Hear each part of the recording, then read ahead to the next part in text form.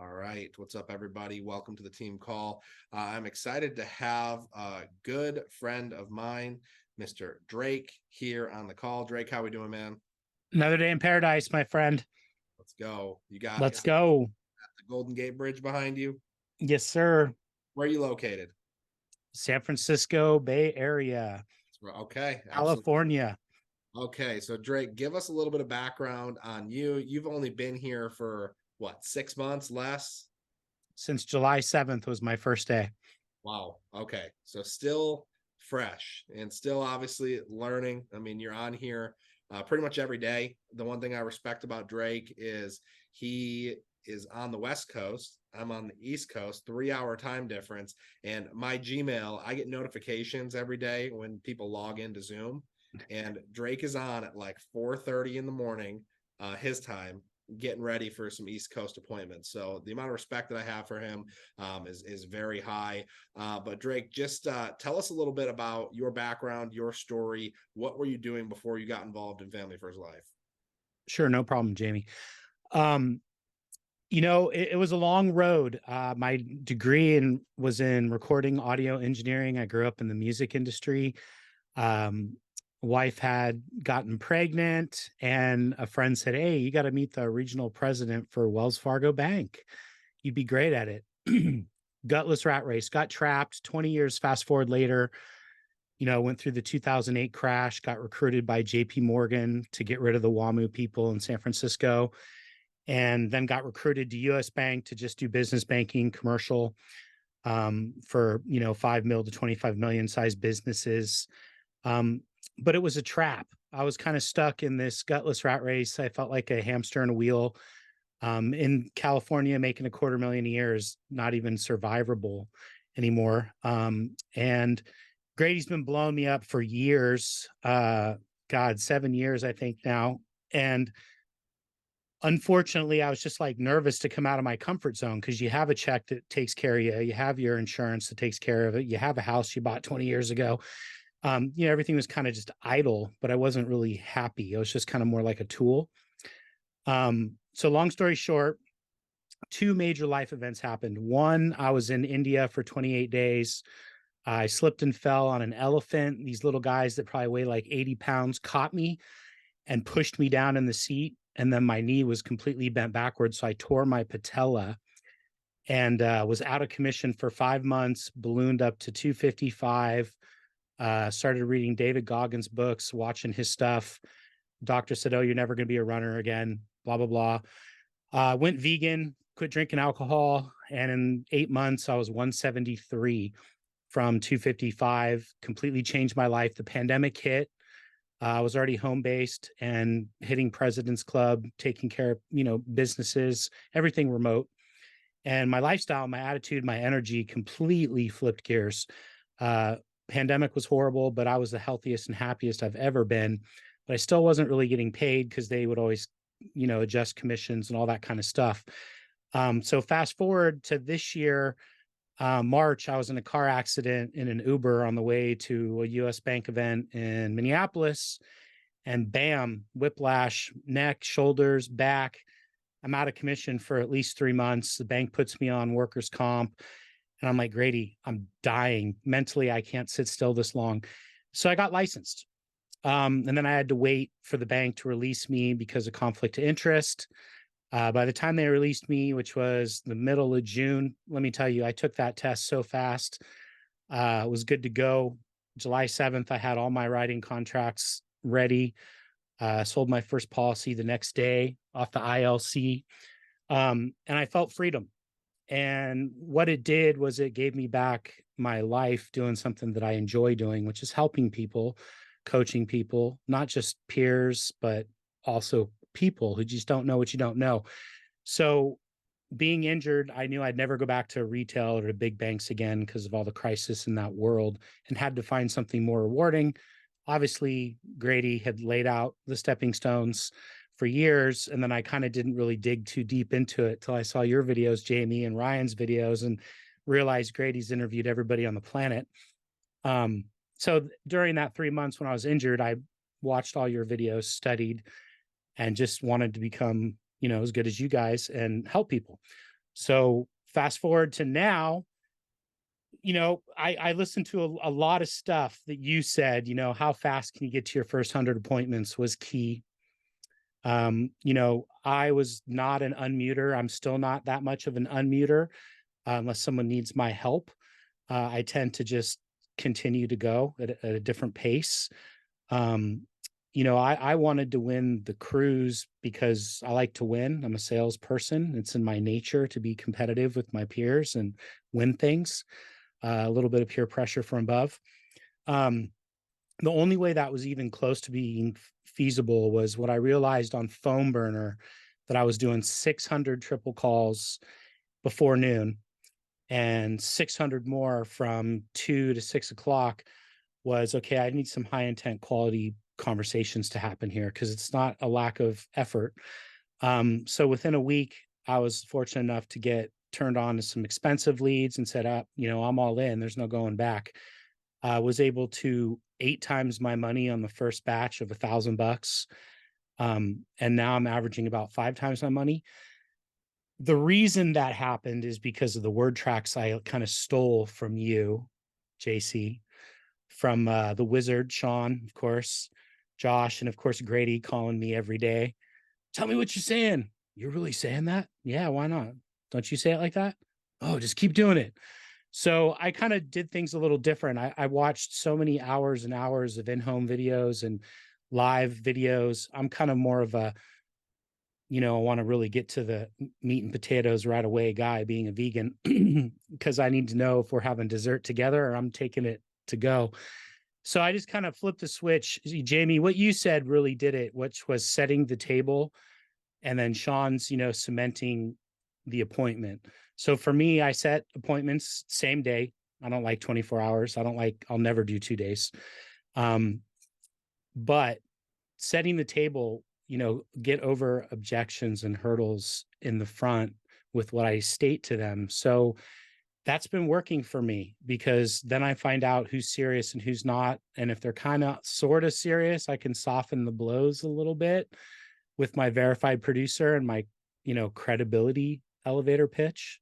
Let me pause you right here. So a lot of amazing stuff here that I definitely want to dig into, but I think what will probably be most valuable for most people on here, whether it's in-home, it's telesales, you're doing it on an ILC lead, a $27 final expense lead, a $30 mortgage lead, a $33 IU, it doesn't really matter. An $80 mortgage lead, direct mail. Once you have the appointment, like what I heard was you bought more expensive leads so you could get your time back, so you could have more appointments. You didn't really care what kind of lead it was. You were just trying to be more efficient with your time to get more appointments. So you're willing to spend money to do it. And you obviously proved the skill set, but it doesn't matter what the lead is. Talk to us about setting the table, because it could be, a $3 ILC lead that's a year old and have the exact same intent after, the same understanding after you set the table as a $98 direct mail lead. It doesn't really matter. So talk to us about setting the table. Give us some word tracks, maybe walk us through your thinking in regards to, like, I hit on this, and this. These are the most important things to try to mitigate the objections, not avoid them entirely, but to mitigate them as much as possible up front. Yeah, no problem. Thank you for getting the locomotive back on track there, because I'll just go. Yeah, I agree with you 100%. So, ring, ring. What's up? Jamie, this is Drake. I'm just getting back to you about the mortgage protection you requested. I see you're looking at about $250,000 here in the state of Georgia. Is that about right? Yeah, that's right. What's this about again?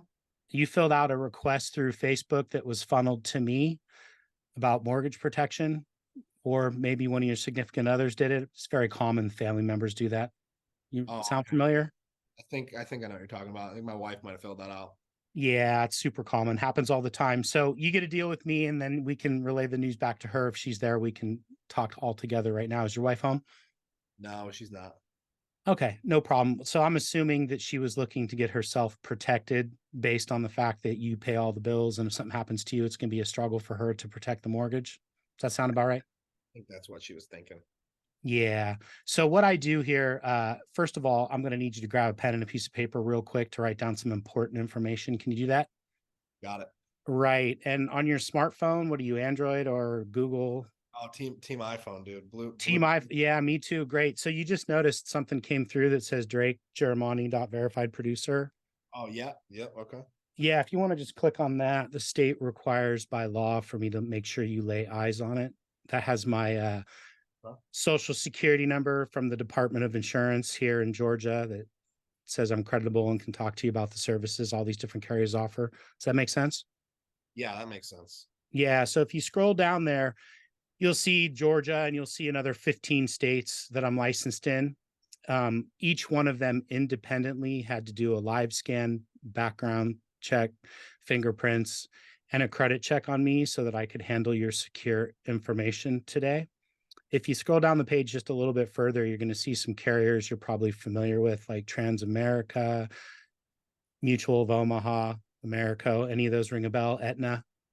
Oh, yeah. Mutual of Omaha, like that Wild Kingdom show. Yeah, exactly. Those commercials when I was a kid, you're dating me now. Okay. Yeah, exactly. So, in other words, do you know the difference between like a captive agent and an independent insurance agent? I have no idea. Perfect. So, a captive agent would be like someone who maybe works, let's say, like in retail. So, for Farmers, AAA, State Farm, AARP, maybe for the VA through New York Life. And they have maybe one or two products that they could recommend to you that they get paid on up front.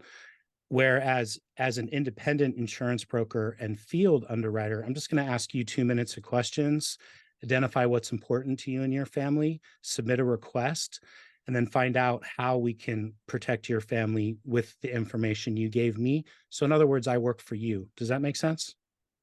I think so. Yeah. Excellent. So, the first thing I'm going to let you know right off the bat, I'm going to need to validate a financial institution.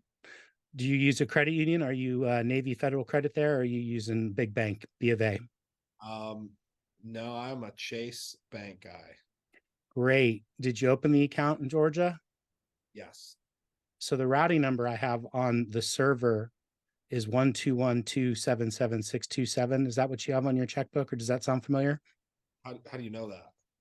Because I just plugged it into Americo's database and they automatically pull it up because we're going to authenticate that it's you and not your cousin in Alabama or your spouse applying for insurance in your name. Does that make sense? Yeah. Okay. And what is the account number you bank with? Why do you need my account number? We haven't even gone over if I want this or not. Yeah. So the account number, great question. So to make sure that I'm going to actually go over the information provided with you today, is I got to make sure you are who I'm speaking to. So with account validation, it's going to register with the routing number and the way that your account is titled, and it's going to say you're validated, you're good to go. And then I've got one step closer to knowing who I'm actually speaking to. Does that make sense? I think so. I just don't typically give my account number. I don't even have any prices or anything here, or know if I really even want to do it. Yeah, we don't even get that far. Quotes, prices. I'm not the fancy sales guy. There's not going to be a presentation. I'm not going to send you a cool cup after this. What I am going to do is get you submitted and make a recommendation based on what's important to you and your family. But I can't do that without protecting myself and yourself and making sure that you are who you say you are. So the first step for me to do that is to type in your name, which I already have, your loan amount, which you already provided, your email, which you already provided, your address, which you already provided. So the account number is just going to validate that it's you, authorizing me to check to see that it's not fraud. Does that make more sense? I think so. Yeah, 1, 2, 3, 4, 5, 6, 7. Okay. Just to reiterate, just to go back down that road, because nobody's ever as tough as Jamie is right now. I get it the first time every time. You can go ahead and scroll down and take a look at the verified producer again. So I just want to let you know that I have a lot more to lose than you do. So it's a felony if I do anything with your account number. That means prison. I lose my job. I'm no longer able to provide for my family. So this information you provide to me specifically goes right to the 100-year-old A-rated insurance carrier's site for them to authenticate, validate who you are so that we can make a recommendation of which I'll stay with you from start to finish. Does that make sense? Yeah, that makes sense. Yeah. So what's your social? And why do you need my social? Great question. I'm glad you asked. So there's two main reasons. One, the Medical Information Bureau is going to pull up your history, any diagnosis you might have. Two, it's going to pull up the IntelliScript, which is going to give all the prescriptions you've been prescribed, not necessarily taken, over the last 20 years. That way we can gauge which carrier is going to be more likely to approve you right off the bat, opposed to which are a little bit more strict on medications. Now, regardless of your medical condition, I have faith that the 18 you saw on that page, actually in Georgia, I've got closer to 40 different carriers that I can do writing for you. At least 5 of them will work with you. We just got to find something that works within your budget. So regardless of your health conditions, I just have to be able to submit your medical records to make sure that we get a green light to make the best recommendation. Does that make sense? Sure. So go ahead. What is your SOCH? 1, 2, 3, 4, 5, 6, 7, 8, 9. Perfect. In just a second, you're going to get a text message. What's your actual birthday? 8/15, 63. Perfect.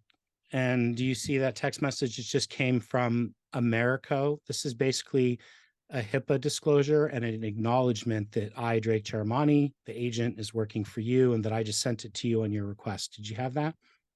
Yeah, it's got this 6-digit code. Do you need that? Yeah, that'll unlock my screen. I get to put in my fancy social security number, just like you did. And then it gives me permission to move forward and answer the rest of the questions. Okay. 1, 2, 3, 4, 5, 6. Perfect. So from here, it's really just altering what's important to them and altering the price So and let's pivot. back up on a couple of things here, because guys, everybody's going to do this a little bit differently. And obviously, like, there's no one size fits all. This is what's been working incredibly well for Drake. And this is not just a theory that's been working well for him. You know, he's helped over 100 families in his first 90 days. He qualified for the top producer cruise.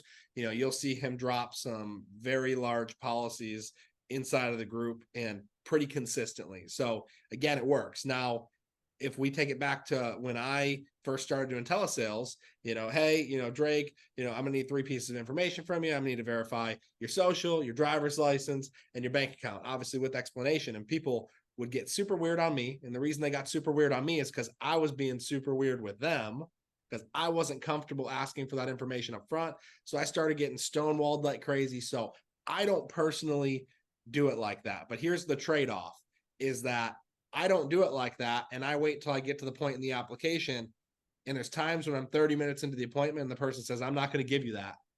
And I got 30 minutes wasted. There's also a lot of times when I get to that point in the application where I ask them for their social and they say it because I'm not being weird about it. So it's not about when you ask for it. It's about when you're going to act the most comfortable asking for it. Now, Drake, he doesn't waste a lot of time. He's getting all of that information up front. So tell us a little bit more just about, you know, why you get that information up front, why that's important to you, and how much that has sped up your appointment time when you've gotten a bunch of that information up front. I mean, honestly, it was just really painful to watch you or Sean or Josh or Quentin or you, Kosh, go through a 45-minute position where you're just pouring your heart out to help these people. And then they're just like, I had fraud. I'd never give that out, you know, or they just stonewall you on, I got to talk to my son about it first, or my spouse first. And I saw that more than I saw sales. And I said, I'm not doing it that way, because that'd frustrate me. So I said, I got to ask up front. And if they don't give it to me and I can't make them warm and fuzzy in 5 minutes, I just go to the next one, because then they're not that serious anyways. I don't need to convince them to give me an application just to see if you're going to qualify. You're either going to do it or you're not going to do it. That's I one way well to avoid chargebacks, and not completely avoid them, but lessen. yeah.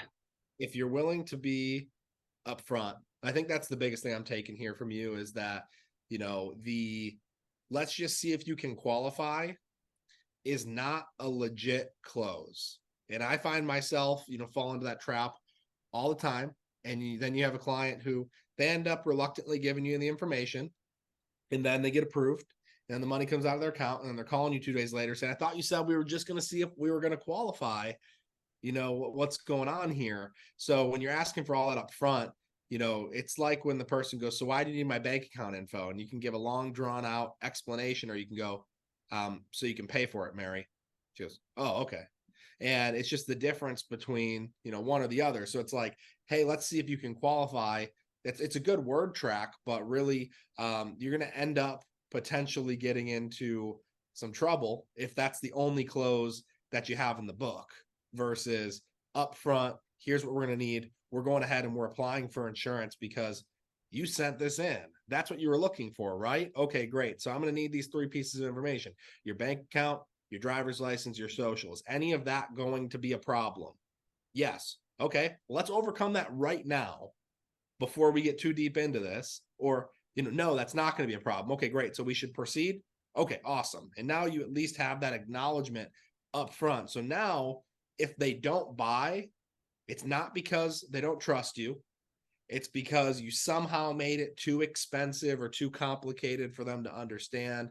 And then maybe we get to think about it, which is a whole nother thing, which I'd love to hear how you go through that. But at the end of the day, once you've been up front, and I'll rewind just a tiny bit. I loved how you went through the verified producer website. So for anybody who doesn't have a verified producer website, you can get one with Zippo. We have one coming out with Lead Champ Pro, which is going to be fantastic. And you'll be able to go through and, same thing, look at the carriers, look at your state licenses, all of that stuff. And you did a really good job of, hey, I've got more to lose than you. You used words like, I think Kasha put it here in the chat. She said things like, server, authenticate, validate, authorize, recommendation, disclosure, acknowledgement, all of these things, including the verified producer website. You increase the credibility so much that it reduces the sales pressure, which is what Grady always teaches us. Increase credibility, reduce sales pressure. Increase credibility, reduce sales pressure. It's like hard for me to believe that you could possibly have some weird alternative motive up your sleeve because you've been so upfront with me about who you are, your credibility, all the validations, all your state licenses. I think one of the things I took away that I'm going to use is, hey, I'm licensed in all 50 states. So I'm going to say this especially, hey, all 50 of these states had to run individual background checks and fingerprints on me to make sure that I am who I say I am, and do credit checks on me. Like the amount of credibility that builds up if you have, licenses in multiple states, that's such a good word track. And now you've shared with them everything, as well as the ways that they can potentially report you directly to the insurance department, which if you're somebody who's going to do something that's worth reporting to the insurance department, that's on you. As if you're doing everything by the books, if you're following the rules, if you're taking care of clients and putting them first, you're not afraid to share all your personal info with somebody because you're doing right by them, which is one of the most important things. If you're someone who's going to do something sketchy in the business, please don't share that information directly with them because it's going to come back on you, or do. And then obviously you won't have a license and you'll, help make a better name for our profession. But I really appreciate how you make that so upfront and important, Drake. I think that's a big deal. And if client does say yes to all of those things and provide all that information, like what else are we overcoming here? Other than Medical. the right position, and then getting them underwriting, getting them approved. Yeah. So talk to us a little bit about that. Maybe that's a great place. You got somebody who they give you all the information, but they've got a tough health background. How do you kind of soften the blow for somebody maybe who wants $300,000 worth of coverage, but they can only qualify for, little pockets of 25 grand because guaranteed issue is really all they're looking at? I like to just kind of pivot back to, most of my customers, in the same scenario as you are looking at, let's go back to that mortgage payment. Okay. So that's 20,000 a year, are looking to buy time for their loved one. God forbid anything happens to you next week. Would your significant other be able to pay the mortgage for a year? No. Would they probably sell the house? Yes. So what we want to do is protect the equity in the house and protect your loved one from stressing out and not being able to sell it in an up market. Since the house has been in the family name over 10 years, there's some equity there. You earned it. You deserve it. Let's pass it on to your family. Like that. Okay. I like it. So then they're like, no, but I really want to just pay off the house or nothing, Drake. I mean, I'll dig into like payment protector. How old are you? I'm 72. Yeah, I had one this morning. 1,399 a month for 400,000. And, she's like, yeah, that's more than my mortgage. And I go, "Oh, that's you want me to do. I can do fully underwritten. We can go another direction here. But either which way, because you're in your 70s, you're going to be looking at a house payment for that protection. Or we could just take care of a year or two of mortgage payments and let your family decide when you're not here, but at least you're protected." Mm-hmm. Yeah, I mean, at the end of the day, it's really, not about, selling based on the price. It's about selling about the results of what it can do. And if I've got a $25,000 policy and the result is I can make it so your son doesn't lose the house, which was your goal, right, Mary? The goal wasn't originally when we first talked. Yeah, it sounds nice to pay off the house, but your goal actually is to make sure your son doesn't lose the house, correct? Okay, great. So there is an option here where you could pay off the whole house. It's going to cost more than your mortgage payment. Hey, honestly, Mary, if you were my own mom, I probably wouldn't recommend that. If you really want to, we'll do it. But if you're my own mom, I probably wouldn't recommend it. But then we have this option here that's maybe 1 or 2 years worth of mortgage payments, and it's going to ensure all those things I talked about. Son can sell the house at, top rate. Son can, make sure he's got time to mourn, get the place cleaned up, cleaned out, listed, sold, all of the things we bought time. And then here's another, great line, especially if you have equity. Let's say it's a $300,000 mortgage and the home's worth 500,000 and all they can qualify for is 25,000. So they've got 200,000 in equity. And you go, Mary, I need you to understand something. This isn't a $25,000 policy. This is a $225,000 policy because we're protecting the equity that is in your house. This 25,000 is here to protect the 200,000. The 200,000, that's your life insurance. Does that make sense? And they go, yeah, that makes a little bit more sense. And now it's like that $325 a month payment for 25,000. And let's say maybe she can clearly afford it, but she's like, I can't justify in my mind spending 325 on 25,000. No, you're not. Yeah, 325 on a final expense policy for 25,000. Maybe that doesn't make a lot of sense for you to just take care of a burial, but to protect 200,000 maybe makes a lot of sense because it's what can this do for you? Small policy protects big equity. Does that make sense? 100%. Only a few people sling it like that understand it. You are one of them. I'm one of them. I don't hear that very often, but that people are missing that picture. Is your life insurance policy is you lived in that home 25 years and you got $250,000 of equity that you're going to lose. This 25,000 just enables your family to have a peace of mind when you're gone and keep it. That's it. That's it. That's That's it. it. Let's go back to the beginning. A little bit more mindset here.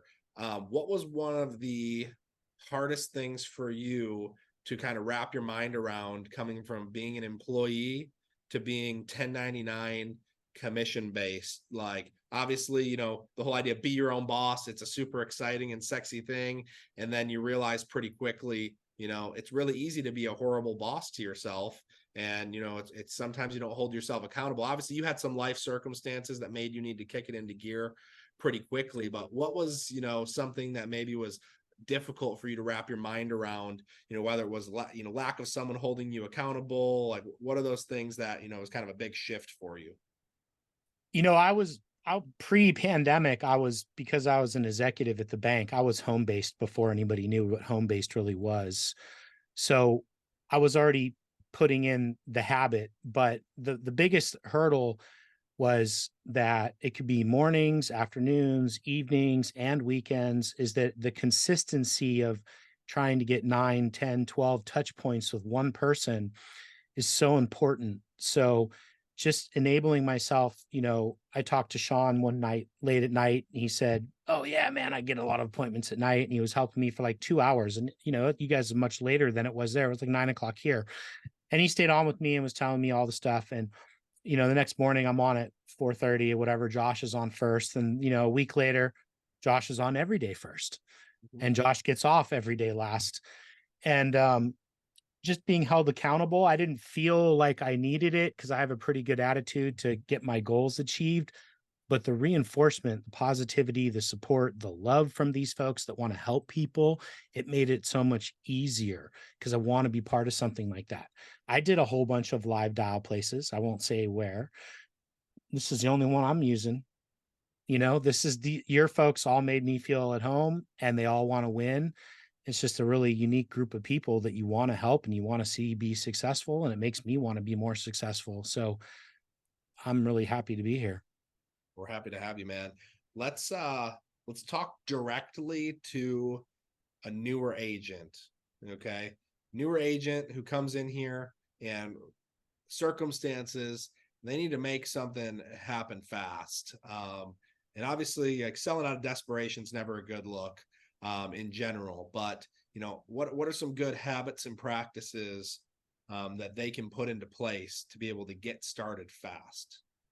You get your mind right every day and do it without an alarm clock. Once you get your body and your mind right every day, then you can come and excel in your job.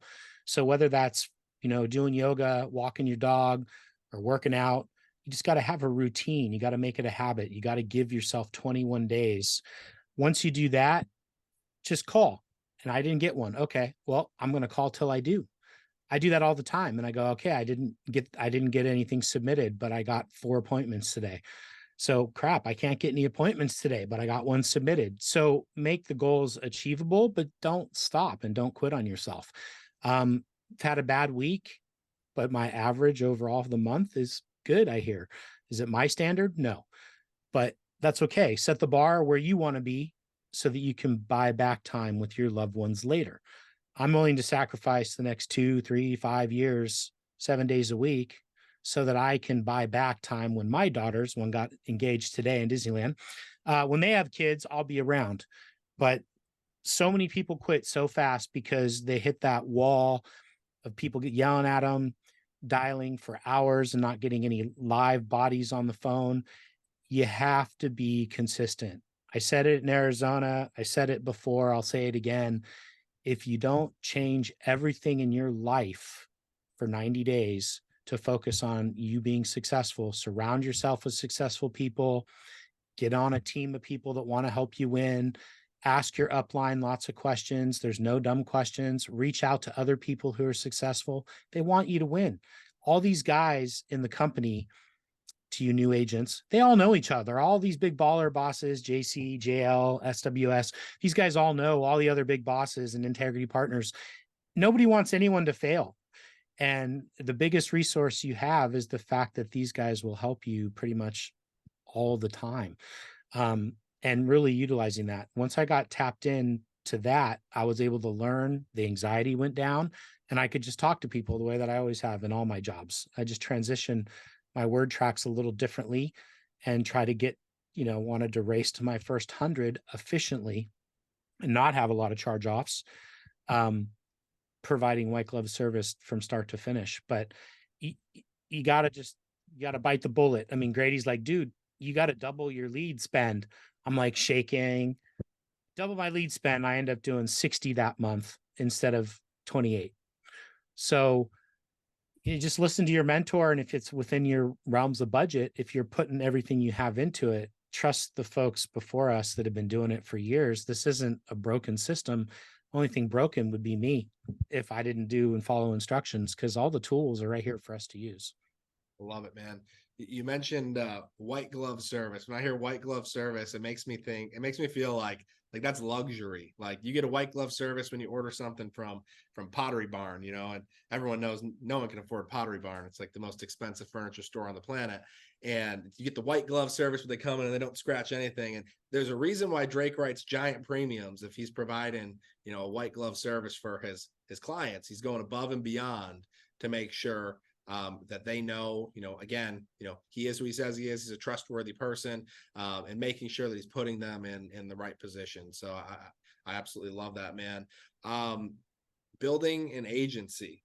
Now that you've really started to get into a flow with selling, tell me, like, now that you've learned what it takes mindset wise, skill set wise, activity wise to put up some good numbers. If like your future person, your perfect recruit was watching this, like what are some of like the characteristics, mindsets that person would have who you're looking to work with? It just has to be a human being I can take to lunch and bust their balls or her balls. Because if your attitude's good, you smile good, you can talk somewhat educated enough just to have a conversation, but you care. I can fix everything else, but you have to want something better for your own life first. So I don't care what your degree's in, how educated you are, if you're a lawyer or doctor or whatever. If you want something different in your life where sky's the limit, there's no caps, and you kill what you eat and you have a good attitude, that's the kind of folks I want to work with, because I've filtered through a bunch, high resumes, bad attitudes. I've been a hiring manager 25 years. And the first thing I would do is take their resumes and put them in my shredder in my office and watch them all turn like yellow and white and want to talk about going to school at Berkeley. And I'd be like, I don't care about that. Let's go get some Chinese food. And then I just hammer them over lunch and see what they're all about. Like, do I even want to hang out with you? Am I going to waste my time coaching you? If they don't want to win, I certainly don't want to help you get there.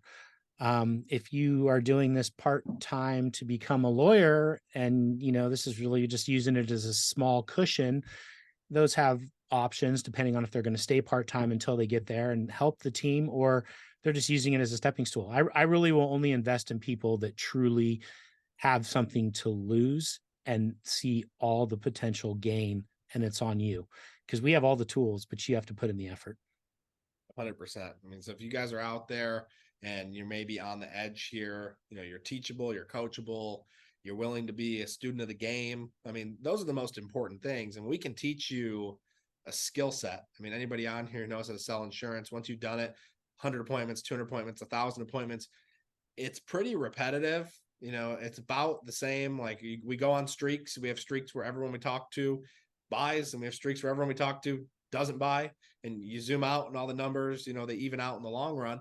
But again, you realize that selling insurance, it's not some like magical secret formula.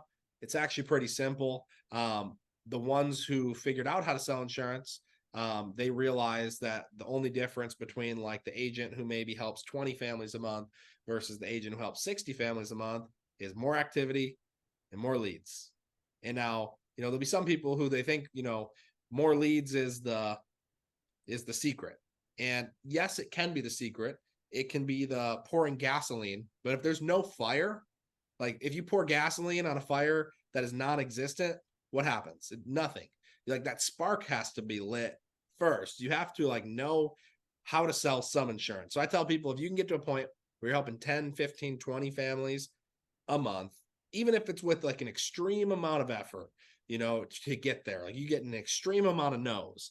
If you're able to help that many families, like you've proven that you can sell insurance, you've proven that you can get at least some of the clients to trust you enough to take care of their families. And if you can get to that point, there's some people who just straight up cannot get a spark. And if you can't get a spark, you can't help a client, you can't help a family. It doesn't matter how much money you pour into it, nothing's going to happen and you're going to go broke. And I really hope that you consult somebody before you pour a bunch of money into it when you haven't made sale. Money's not going to fix it. But activity, on the other hand, if I could come into this business with no money and I could grind my way, take back cans to the store, 10 cents, whatever it takes. And I get my hand on a couple $100, even if the leads are a year old and I have to dial the phone 1,000 times a day and I help my first family. And then I take that commission, I pour it back into, instead of the 1-year-old leads, the 3-month-old leads. But this time now I got 300 of them. And now I take that and I go and I make 3 sales. Then I pour, a third of that back into it. But this time I get the 1-month leads. And you kind of work your way from there up to, you start buying your time back. If I am only dialing 3-month-old leads, I'm probably dialing all day long to get all appointments. I need 300 leads that are 3 months old to probably get the same number of appointments in a day that it would take me 100 1-month-old leads to get, or 50 or 20 brand new leads that are a little bit more expensive. So when you hear people saying, like Drake said at the beginning of the call, I got a hold of some more expensive leads, all that means is that they filled it out a little bit more recently. The level of intent, because of how recent it was, the lead was just a little bit more expensive. You still call those people and they say, I was just looking for a quote. You still call those people and say, hey, can you call me back later? I'm at work. It's all the same stuff. It's just, you're probably going to get a hold of a few of those people a little bit faster. But if you're brand new and you suck on the phones, I don't care if you have $2,000 leads, they're all going to tell you no if you suck on the phones.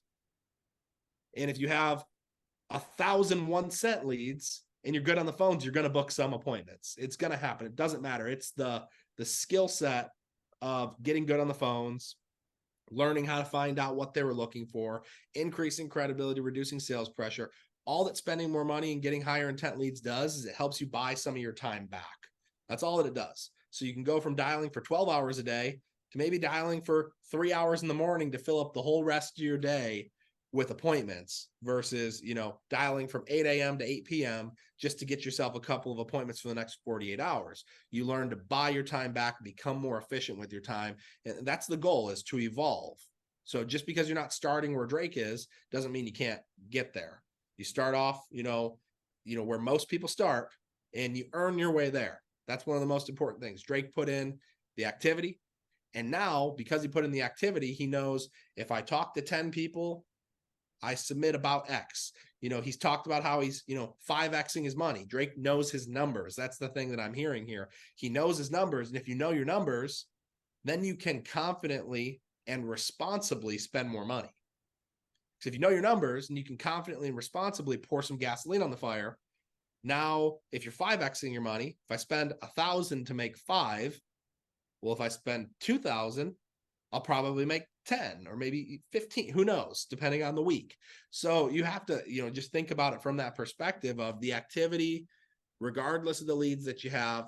It's going to get you to a point of a certain level of confidence when it comes to selling. And when you have that certain level of confidence that if I get this many appointments, I will help this many families, then you can turn it up when it comes to spending more money to get to the next level. But spending money in and of itself is not the solution. Getting better on the phones and controlling what you can control, which is your skill set, your attitude, and your activity, that's the solution. And then, spending money becomes the fun part when you start to make it move a little bit faster and buy some of your time back. But you still have to put in the work. You can't buy your way to being good at selling insurance. You can't. You got to put in the work, put in the discipline, and obviously getting those 100 appointments as quickly as possible is going to be one of the easiest things you can do to build that skill set. So last couple things, Drake. You got somebody on here who part-timer, trying to figure out how they can go full-time, or somebody who maybe has a job right now and they're trying to figure out, can I make the leap? Like, what advice would you give someone like that? I know you were kind of forced into needing something, but if you had to put yourself back to, I'm full-time, at the bank, making the salary that I'm making, and then Grady pitches you on this opportunity, like, what would you have needed to hear for you to say, you know what, maybe, this might be a better option for me? I could go back to numerous banks. They're dying to have me. I just never do it again. I've never felt so happy.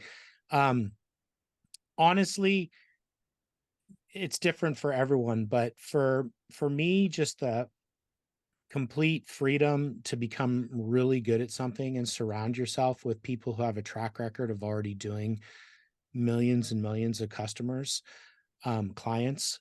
That was what brought me in, was that he did it for 7 years, and all the different agencies and all the different Hall of Famers, and the proof is in the pudding.